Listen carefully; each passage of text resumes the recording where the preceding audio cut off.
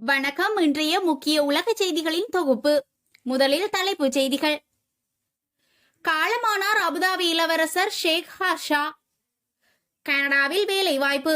புள்ளி விவரவியல் திணைக்களம் வெளியிட்ட அறிவிப்பு. உக்ரைனுக்கு $400 மில்லியன் ராணுவ உதவி. அமெரிக்காவின் அதிரடி அறிவிப்பு. தாய்வானை மீண்டும் முழுக்கிய சக்தி வாய்ந்த நிலநடுக்கம். ஹமாஸுக்கு எதிராக தனியே களமிறங்கிய இஸ்ரேல். நெதன்யாகு அதிரடி. இந்திய தேர்தலில் அமெரிக்காவின் தலையீடு. ரஷ்யாவின் குற்றச்சாட்டுக்கு பதிலடி கொடுத்த அமெரிக்கா. ரஷ்யா உக்ரைன் போருக்காக ஆட்கடத்தப்படும் ராணுவ வீரர்கள். விசாரணையில் உண்மை. வளைகுடா பகுதியில் பற்றி எரியும் கப்பல்கள். ஹவுதியின் திடீர் ஏவுகணை தாக்குதல். இனி விரிவான செய்திகள். காலமானார் அபுதாபி இளவரசர் ஷேக் ஹர்ஷா. அபுதாபி இளவரசர் ஷேக் ஹர்ஷா பின் சுல்தான் பின் சஜித் அல் நஹ்யான் காலமானதாக அந்நாட்டு ஊடகங்கள் செய்தி வெளியிட்டுள்ளன. இந்நிலையில் இவர் நேற்று முன்தினம் காலமானதாக அபுதாபி அதிபர் அலுவலகம் தெரிவித்துள்ளது. காலமான அபுதாபி இளவரசர் ஐக்கிய அரபு அமீரகத்தின் அதிபர் ஷேக் முகமது பின் சஜித் அல் நஹ்யானின் மூத்த மகனாவார். இந்நிலையில் இவரது மறைவிற்கு உலக தலைவர்கள் பலரும் இரங்கல் தெரிவித்துள்ள நிலையில் அதிபர் அலுவலகம் இவருக்கு இரங்கல் குறிப்பொன்றை வெளியிட்டுள்ளது. இதில் மேலும் தெரிவிக்கப்பட்டுள்ளதாவது: இறைவன் இவருக்கு பரந்த கருணையை கொடுக்க வேண்டும். அத்தோடு அவருக்கு சொர்க்கத்தை வழங்க வேண்டும். அத்தோடு அவரது குடும்ப உறுப்பினர்கள் மற்றும் உறவினர்களுக்கு ஆறுதலை வழங்க எல்லாம் வல்ல இறைவன் அருள் புரிய வேண்டும் என தெரிவிக்கப்பட்டுள்ளது.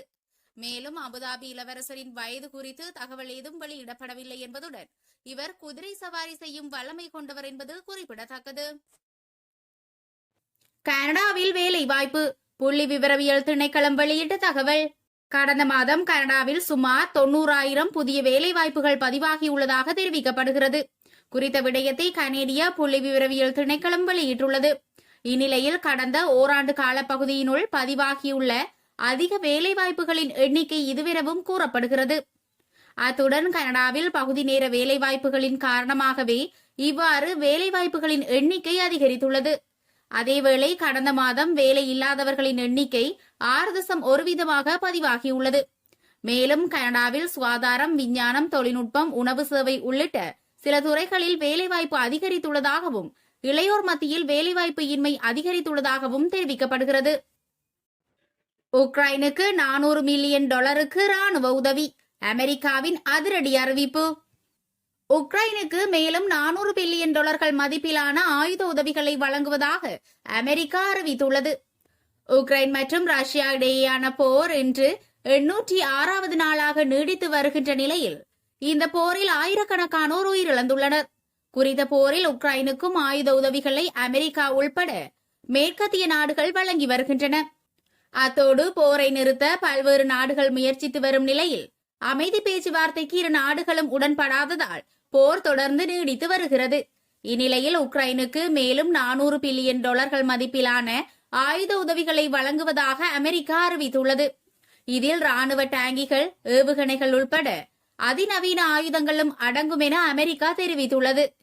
மேலும் இதன் மூலம் ரஷ்யாவுடனான போர் தொடங்கியது முதல் உக்ரைனுக்கு அமெரிக்கா வழங்கிய ஆயுத உதவி $50.6 பில்லியன் எட்டியுள்ளமை குறிப்பிடத்தக்கது. தாய்வானை மீண்டும் முழுக்கிய சக்தி வாய்ந்த நிலநடுக்கம். தாய்வானில் சக்தி வாய்ந்த நிலநடுக்கம் ஒன்று மீண்டும் ஏற்பட்டுள்ளது. குறித்த நிலநடுக்கமானது ஹீலியன் மாகாணத்தின் கடற்பகுதியில் நேற்று மாலை ஏற்பட்டுள்ளதாக சீன நில அதிர்வு மையம் குறிப்பிட்டுள்ளது. இதன்படி இந்த நிலநடுக்கம் ரிக்டர் அளவுகோலில் 5.8 என்ற அளவில் ஹீலியன் கடற்பகுதியில் 10 கிலோமீட்டர் ஆழத்தை மையமாக கொண்டு ஏற்பட்டுள்ளது. அத்தோடு நேற்றைய தினம் இடம்பெற்ற இந்த நிலநடுக்கத்தால் உயிரிழப்புகள் எதுவும் பதிவாகவில்லை. மேலும் கடந்த மாதம் தாய்வானை உலுக்கிய பயங்கர நிலநடுக்கத்தால் 12 பேர் வரை உயிரிழந்தமை குறிப்பிடத்தக்கது. ஹமாஸுக்கு எதிராக தனியே களமிறங்கிய இஸ்ரேல். நெதன்யாகு அதிரடி. ஹமாஸுக்கு எதிரான போரில் தனித்து நின்று போரிட தயார் என இஸ்ரேல் பிரதமர் பெஞ்சமின் நெதன்யாகு தெரிவித்துள்ளார். ஆயுத விநியோகத்தை நிறுத்துவதாக அமெரிக்கா எச்சரித்துள்ள நிலையிலேயே அவர் இதனை தெரிவித்துள்ளார். தென்காசாவில் அமைந்துள்ள ராஃபா நகரில் தரைவழி தாக்குதலை தொடங்கினால் இஸ்ரேலுக்கு ஆயுதங்களையும் வெடிபொருட்களையும் வழங்குவதை நிறுத்துவோம் என அமெரிக்க அதிபர் ஜோ பைடன் நேற்றைய தினம் எச்சரித்திருந்தார். இது தொடர்பாக இஸ்ரேல் பிரதமர் பெஞ்சமின் நெதன்யாகு தெரிவிக்கையில், ஹமாஸுக்கு எதிரான போரில் தனித்து நின்று சண்டையிட வேண்டிய சூழல் உருவானால் தனித்து நிற்கவும் தயார். அதோடு விரல் நகங்களால் கூட நாங்கள் சண்டை போடுவோம். ஆனால் விரல் நகங்களை விட பலமான ஆயுதங்கள் எங்களிடம் உள்ளன என அவர் தெரிவித்துள்ளார். இதேவேளை ராபா மீதான தாக்குதலுக்கு போதுமான ஆயுதங்கள் தங்கள் வசம் இருப்பதாக இஸ்ரேல் ராணுவ செய்தி தொடர்பாளர் தெரிவித்துள்ளார். வளைகுடா பகுதியில் பற்றி எரியும் கப்பல்கள், ஹவுதியின் திடீர் ஏவுகணை தாக்குதல்.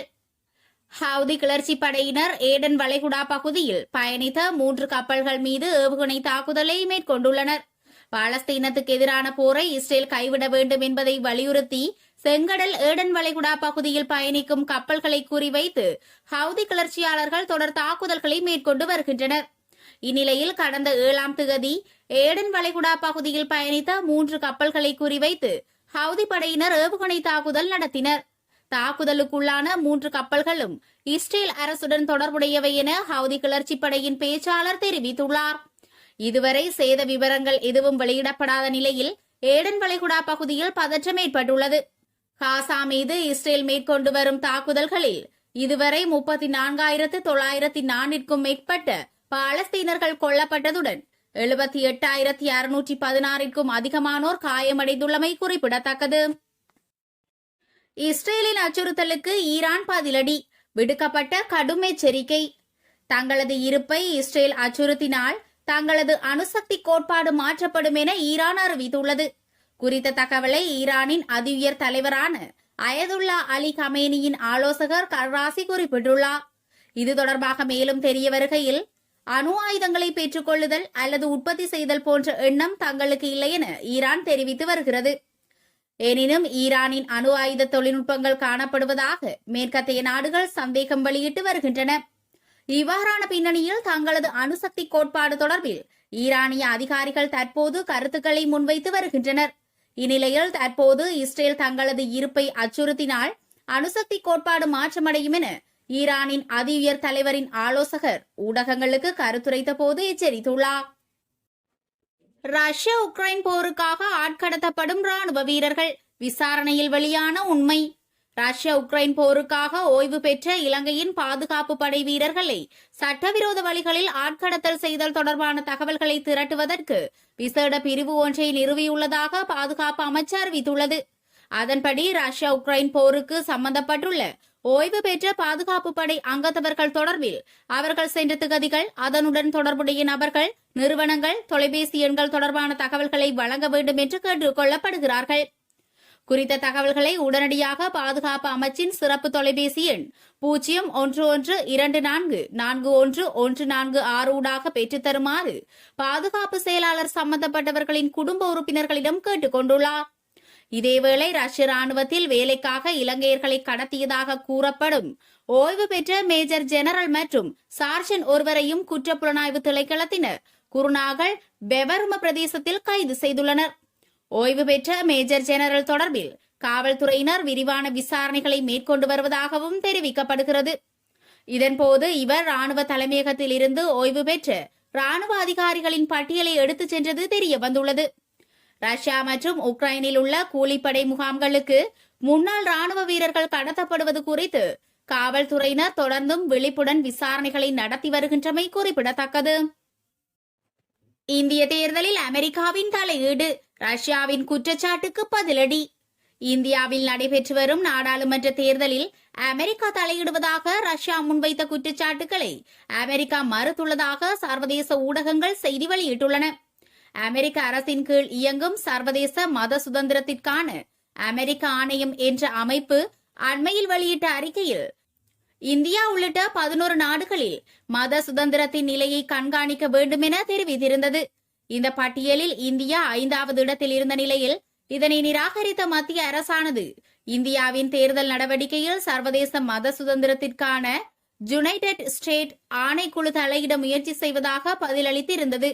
ஆதாரமில்லாத குற்றச்சாட்டுகள் மூலம் நாடாளுமன்ற தேர்தலில் ஸ்திரமற்ற இந்தியாவை உருவாக்க அமெரிக்கா முயற்சி செய்கிறது என ரஷ்யா குற்றம் சாட்டியிருந்த நிலையில் இது தொடர்பாக ரஷ்ய வெளியுறவு அமைச்சகத்தின் செய்தி தொடர்பாளர் மரியா ஜாரோவா தனது கருத்தை தெரிவித்துள்ளார்.